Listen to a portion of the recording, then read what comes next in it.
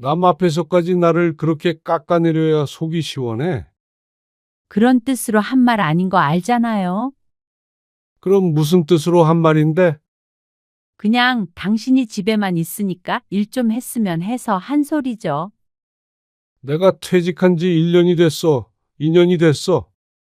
아니, 내가 뭐 당신 욕을 한 것도 아니고, 그거 가지고 이래요?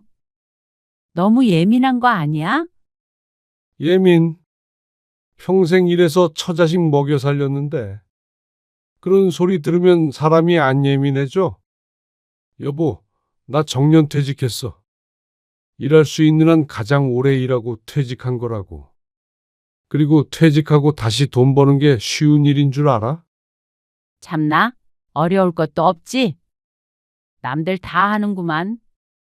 오늘 이야기 속 주인공은 62세 박영근 씨입니다. 그리고 그의 아내에 관한 이야기이죠. 박 씨는 퇴직 후 아내의 은근한 태도에 상처를 받았습니다. 그동안 수고했다고 말해주는 것은 잠시뿐이었고, 퇴직 후 박 씨는 그저 집에서 밥만 얻어먹는 백수 같은 존재가 되었습니다. 아내의 태도는 점점 변했습니다. 그러다가 남들에게 남편인 자신을 흉보는 것을 듣게 되었습니다. 다시 일할 생각은 안 하고 집에서 놀고 먹는다는 식의 그 발언을 듣고 박 씨는 놀라서 따지지도 못했죠. 농담으로 듣고 지나치기엔 그동안 아내가 박 씨에게 눈치를 준 것이 한두 번이 아니었습니다. 박 씨도 곧 다른 돈벌이를 해볼 생각이었지만 아내가 의욕을 꺾어버렸습니다. 돈은 자신도 얼마든지 벌 수 있다며 계속해서 박 씨를 무시하는 말을 하는 아내. 그래서 박 씨는 아내에게 그렇게 하라고 했습니다. 한번 벌어보라고 말이죠. 며칠이나 버틸 수 있는지 박 씨도 두고 보고 싶었습니다. 박 씨는 얼마 전에 퇴직을 했습니다. 그래서 지금은 집에서 쉬고 있었습니다. 퇴직 전부터 구상했던 일은 있었지만 아직은 본격적으로 시작하지 않은 상태였습니다. 1년 정도는 조금 숨을 돌릴 시간을 가지려고 했죠. 박 씨는 이른 아침 조용히 현관문을 열어 산책을 나섰습니다. 동네 한 바퀴를 도는데 40분 정도 걸렸습니다. 돌아와서는 현관 앞에 놓인 신문을 집어들고 거실 소파에 앉아 형광펜을 꺼내 중요한 기사의 줄을 그어가며 읽었습니다. 요즘 누가 종이 신문을 읽는다고. 그 모습을 보고는 아내가 핀잔 아닌 핀잔을 주었습니다. 아침 공기 상쾌한데 당신도 같이 좀 걷다가 오지? 아이고, 됐어요. 아침밥 해야 돼. 아침 좀 천천히 먹으면 되지. 배고프다고 하지나 말던가? 입을 삐죽거리는 아내의 모습을 보고 박 씨는 다시 신문으로 고개를 돌렸습니다. 점심시간이 되자 박 씨는 습관적으로 TV를 켜고 뉴스를 틀었습니다. 그리고 아내는 질색을 했습니다. 아침에 신문 봤으면 됐지. 뉴스를 또 틀어요? 뉴스가 뭐가 어쨌다고 그래? 아우, 소리 좀 줄여요. 대낮부터 정치니 범죄니 하는 얘기 듣고 싶지 않으니까. 진저리 치는 아내의 말에 음량을 줄였습니다. 그런데 식사 준비를 하면서도 자꾸만 힐끔힐끔 쳐다보며 눈치를 주었습니다. 그래서 박 씨는 머쓱하게 음소거를 해버렸습니다. 그런데도 아내는 투덜거리는 것을 멈추지 않았습니다. 당신은 오늘 약속 있다고 하지 않았어요? 아, 이따가 저녁에. 그러면 저녁밥은 먹고 들어와요? 글쎄, 아마도 그러지 않을까 싶은데. 어지간하면 먹고 와요. 왜? 나는 그냥 대충 챙겨 먹게. 당신 오면 국 끓이고 해야 되니까. 뒷말은 생략이 됐지만 귀찮다는 말이 하고 싶은 것 같았습니다. 박 씨도 집에 앉아서 삼시세끼를 얻어먹는 게 눈치가 보이긴 했습니다. 박 씨는 슬그머니 소파에서 일어나 부엌으로 갔습니다. 뭐 좀 도와줘? 그러자 아내는 도마 위에 놓인 채소를 툭 치며 말했습니다. 그거나 좀 썰어봐요. 그 말에 박 씨는 엉거주춤 어설픈 포즈로 양파를 조금씩 잘랐습니다. 모양도 삐뚤빼뚤하고 크기도 일정하지 않았지만 그래도 최선을 다했습니다. 이 옆으로 좀 비켜봐요. 걸리적거리지 말고. 아내의 말에 무심코 옆으로 한 발짝 비켰던 박 씨는 아내의 말을 곱씹고 미간을 찡그렸습니다. 걸리적거리지 말라고? 아니, 부엌이 좁잖아. 아, 그냥 당신은 앉아 있어요. 딱히 도움은 안 되니깐. 부엌에서 쫓겨나고도 기분이 그렇게 좋지는 않았습니다. 쓸모없는 사람 취급을 당한 것 같았습니다. 일만 하며 살았으니 당연히 부엌 일이 서툴 수밖에 없었습니다. 집안일을 하더라도 실력이 필요 없는 빨래나 청소 같은 걸 했지 음식은 해본 적이 없었습니다. 하지만 아내의 말처럼 도움이 안 되는 것은 맞기에 현관 쪽에 묶어놓은 쓰레기 봉투를 집었습니다. 이거라도 해야 눈치가 안 보이지. 가만히 앉아 있다가는 또 눈총을 받을 것 같았습니다. 하지만 씁쓸한 마음은 여전했습니다. 이런 식으로 아내가 자신을 귀찮아하는 때가 종종 있었습니다. 할 일 없으면 나가서 밥이라도 먹고 오는 게 도와주는 거라는 식이었습니다. 당신 무슨 사업 구상 중이라고 하지 않았어요? 아내가 밥을 먹으며 물었습니다.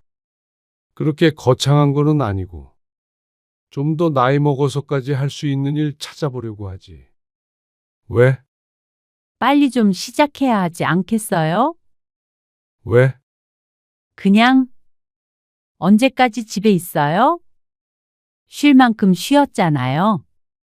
아직 퇴직한 지 몇 개월 되지도 않았어. 그 정도 쉬면 다 쉰 거지. 집에 있는 나도 좀 생각해줘요. 당신이 왜? 나도 할 일이 많은데 당신 밥 차리느라 시간 다 가는 것 같아. 아내의 말에 박 씨는 밥 먹던 숟가락을 내려놓았습니다. 그러자 아내는 하던 말을 멈추고 방금 무슨 말이라도 했냐는 듯 열심히 밥 먹는 척을 했습니다. 밥맛이 뚝 떨어진 박 씨는 물만 한 잔 마시고 일어났습니다. 왜 먹다 말아요? 입맛이 없어. 아내는 박 씨와 함께 집에 있는 시간이 힘든 듯 했습니다. 이렇게 한마디씩 할 때면 많은 생각을 하게 했습니다. 박 씨는 은퇴 후에 아내와 같이 집에서 함께 TV도 보고 맛있는 것도 해먹고 그렇게 편히 쉴 생각을 해왔었는데 그런 걸 원한 건 박 씨뿐인 듯 했습니다.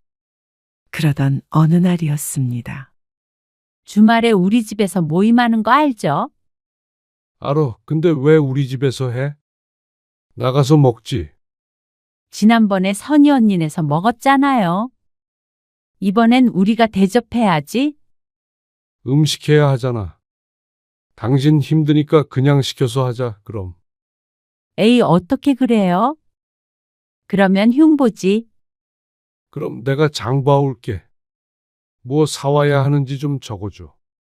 박 씨는 아내를 적극적으로 도와주기 위해 노력했습니다. 적어주는 목록을 가지고 집 앞 마트에도 다녀오고 약속 날 전에는 집 전체를 청소했습니다. 그래도 남들이 와서 신경 쓸 텐데 안 그래도 요즘 예민한 아내에게 부담을 주기가 싫었습니다. 그렇게 토요일 점심 부부 동반 모임을 같이 하는 두 부부가 박 씨의 집으로 방문했습니다. 아내는 아침 일찍부터 분주했고 박 씨도 할 일이 무척 많았죠. 어머나, 무슨 음식을 이렇게나 준비했어? 집사람이 아침부터 열심히 만들었어요. 아이고, 와이프 자랑은? 오랜만에 집안이 북적거렸습니다. 여섯이서 즐겁게 식사를 하며 대화를 나눴습니다. 근데 나부터 막걸리야. 운전은 어떻게 하게? 아, 대리 부르면 되지. 주말인데 좀 편히 놀자. 요즘에 계속 이래요. 아, 직원이 있는데 자꾸만 자기가 나가서 일해. 나이 먹었으면 집에 좀 있지. 내 나이가 어때서? 20년은 더 일하지. 여기 선인애처럼 여행도 다니고 하면 얼마나 좋아? 아, 여기는 일 안 해도 연금 따박따박 나오잖아. 그러다가 남자들의 일 얘기가 나왔습니다. 두 부부 중 하나는 교사 부부로 은퇴 후에도 연금이 많이 나왔고 가지고 있는 부동산도 있다고 아내에게 귀가 따갑도록 들은 적이 있었습니다. 그리고 또 한 부부는 사업을 하는데 직원이 10대 명이 된다고 들었습니다.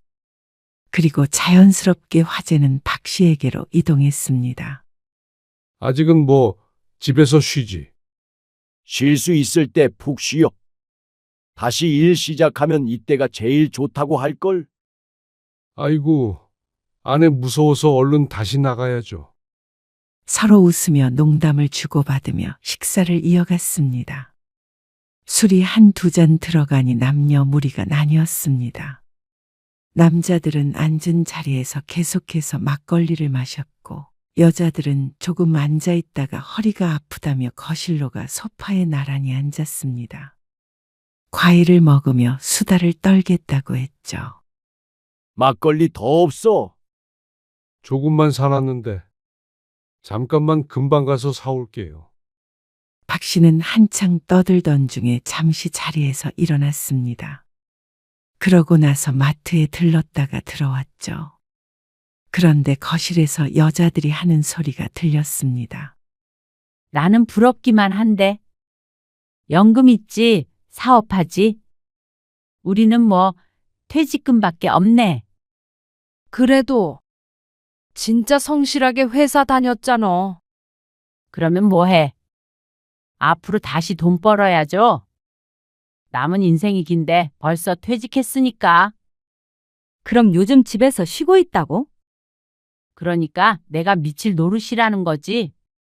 종일 집에 있으면 밥도 새끼 차려야 하고. 집안일은 전혀 안 도와줘. 도와주긴 하는데. 안 도와줘도 되니까 제발 좀 나가서 돈이나 벌어왔으면 좋겠네요. 집에 같이 있는 것도 불편하고. 어머나, 너무했다. 너무하긴요. 나도 집에 늘 혼자 있다가 남편 수발 들려니까 힘들어서 그렇죠. 돈만 딱딱 갖다 주는 게 좋죠. 남자들은 안 그래요? 농담이랍시고 웃으며 하는 말에 여자들은 어색한 웃음을 흘렸습니다. 그때 그중 하나와 박 씨의 눈이 마주쳤습니다. 아이고, 농담도 잘하네. 애써 수습하는 목소리에도 아내는 박 씨의 존재를 눈치채지 못하고 한마디를 덧붙였습니다. 남자들은 돈 안 벌면 막 자존감 낮아지고 그러지 않나? 우리 남편은 그런 것도 없나 봐. 나 같으면 뭐라도 하려고 할 텐데. 나머지 둘은 대꾸는 하지 않고 서로를 민망한 표정으로 바라볼 뿐이었습니다. 아내는 막걸리를 몇 잔 마셔서 그런지 그런 것도 눈치채지 못하고 자기 할 말만 했죠.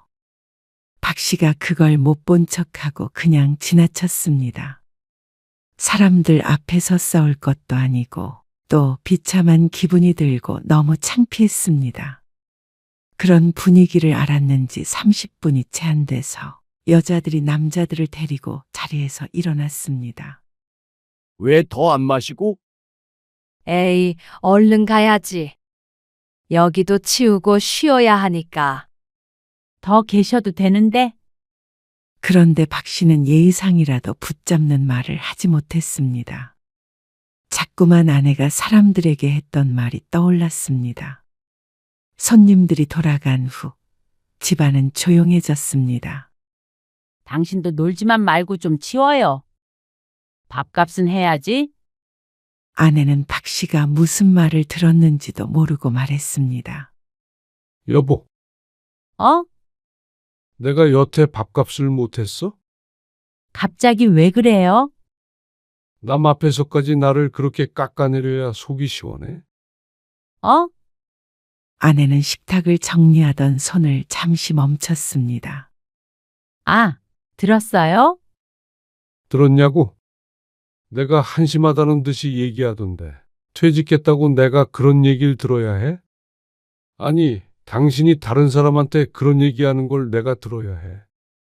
그런 뜻으로 한 말 아닌 거 알잖아요. 그럼 무슨 뜻으로 한 말인데? 그냥 당신이 집에만 있으니까 일 좀 했으면 해서 한 소리죠. 내가 퇴직한 지 1년이 됐어. 2년이 됐어. 아니, 내가 뭐 당신 욕을 한 것도 아니고. 그거 가지고 이래요? 너무 예민한 거 아니야? 예민? 평생 일해서 처자식 먹여 살렸는데. 그런 소리 들으면 사람이 안 예민해져? 나 정년 퇴직했어.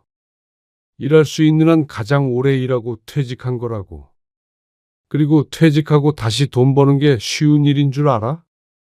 참나 어려울 것도 없지? 남들 다 하는구만. 뭐라고? 아내는 돈 버는 일을 너무 대수롭지 않게 생각했습니다. 그러니까 박 씨를 그런 취급을 한 것이겠죠. 이 나이에 돈 버는 게 쉽다고? 뭐라도 의지만 있다면 하는 거죠. 당신은 애초에 하려고를 안 하는 거고. 집에 있으면 삼시세끼 차려서 대령해주고 얼마나 편하겠어? 기가 차서 말이 안 나왔습니다. 당신은 당신 힘으로 돈 벌어봤어? 쓰는 건 쉽지. 박 씨도 참지 못해 한 소리를 하자 그 말에 기분이 상한 모양이었습니다. 당신이야말로 내가 주부라고 무시하는 거 아니에요. 지금? 그러면 당신도 그런 말을 하지 말아야지. 집 분위기가 엉망이 되었습니다. 서로 헐뜯지 못해서 안달이 난 듯 했습니다. 그럼 당신은 앞으로 빨래도 알아서 하고 당신 먹을 건 알아서 챙겨 먹어요. 나도 나만 챙기면 편해.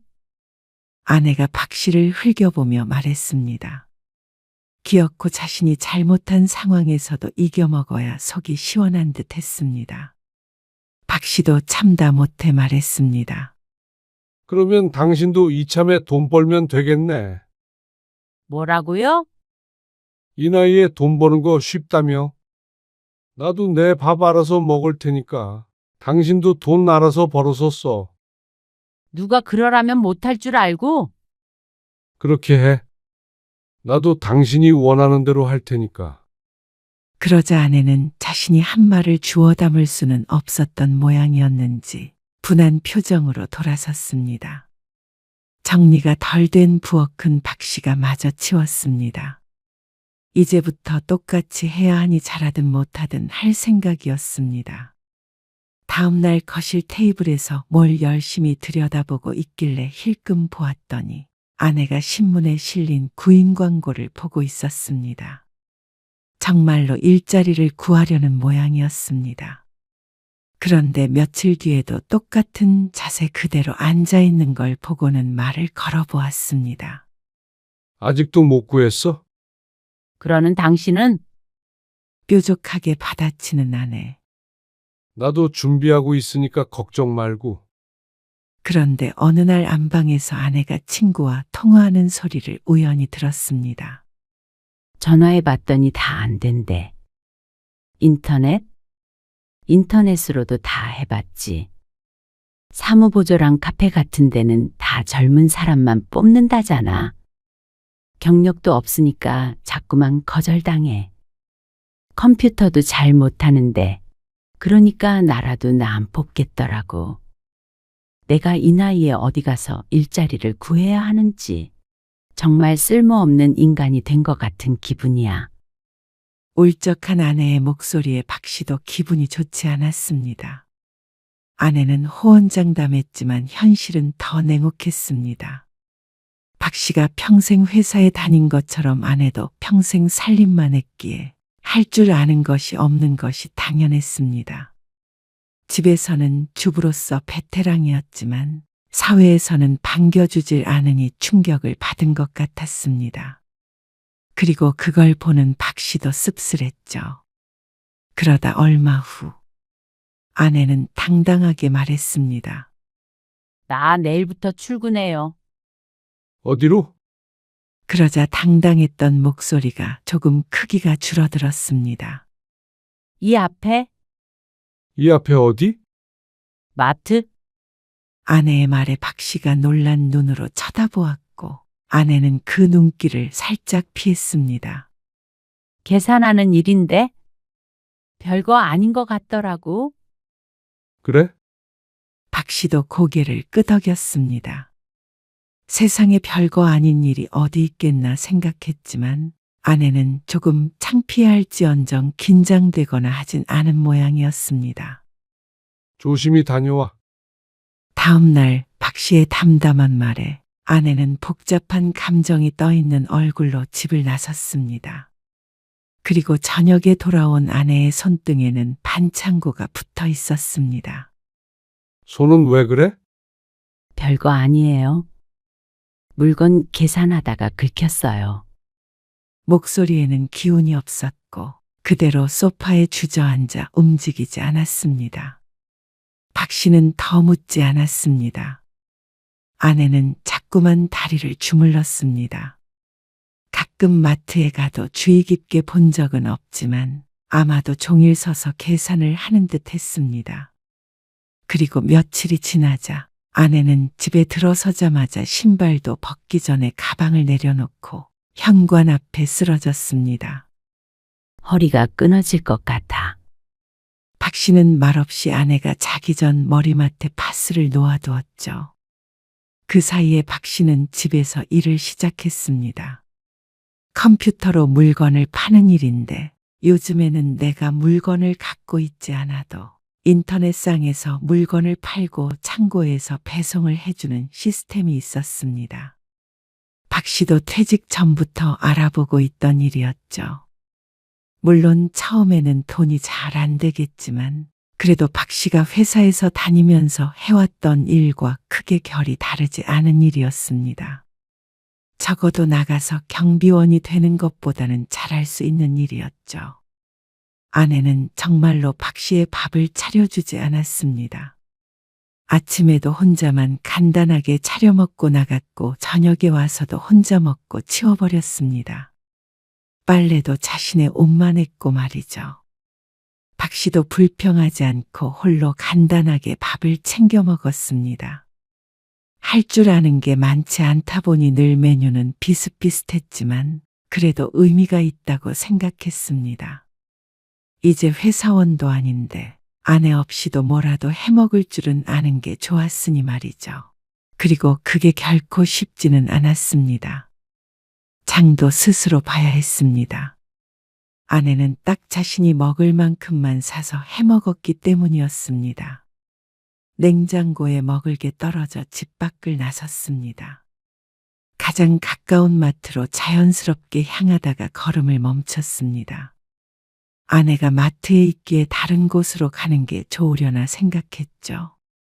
그러다가 궁금하기도 하고 먼 곳은 차를 타고 가야 해서 다시 발걸음을 옮겼습니다.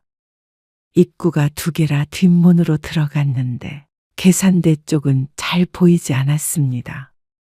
주머니에서 쪽지를 꺼내서 적어온 것들을 하나 둘 찾으며 장바구니에 넣었습니다.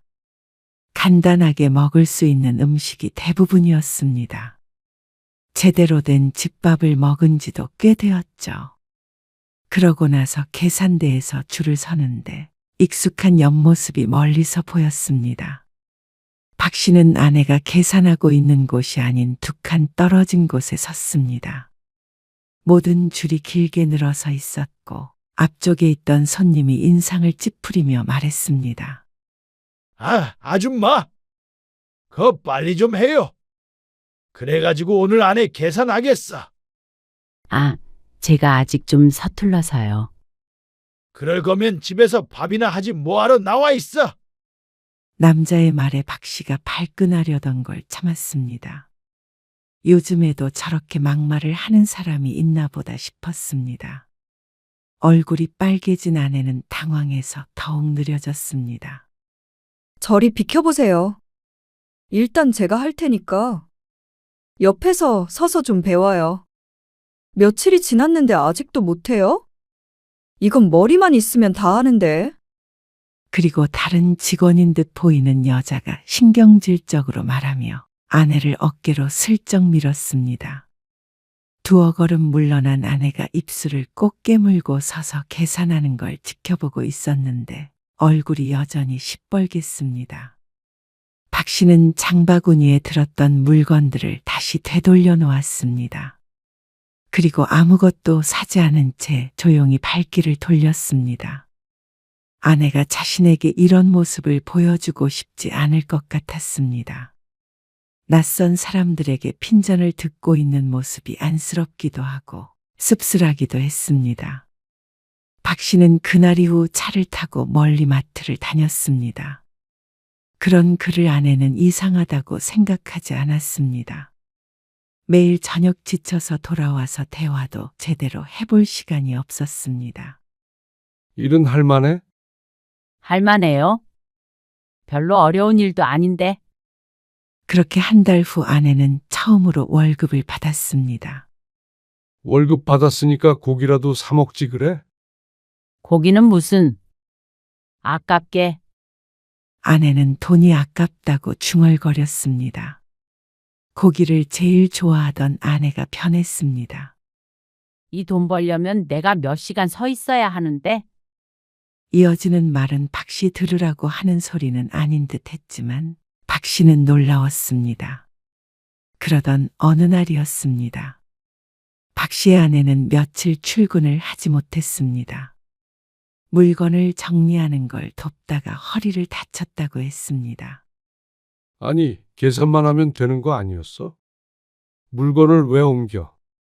그게 그렇게 단순한 일인 줄 알아요? 손 비면 이것도 하고 저것도 하는 거지. 그래도 몸은 아껴야지.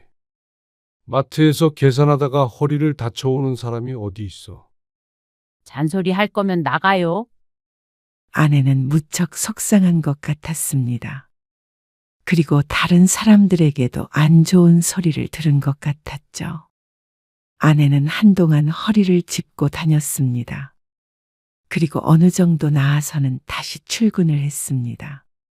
아내는 점점 웃음을 잃어갔습니다. 하루가 고된지 머리만 뉘이면 잠에 들었습니다. 아침에는 늘 퀭해 보였고 말이죠. 그러더니 어느 날 말했습니다. 나 마트 일 그만뒀어요. 이제 그만하게. 아니, 식당에 취직했어. 요리해.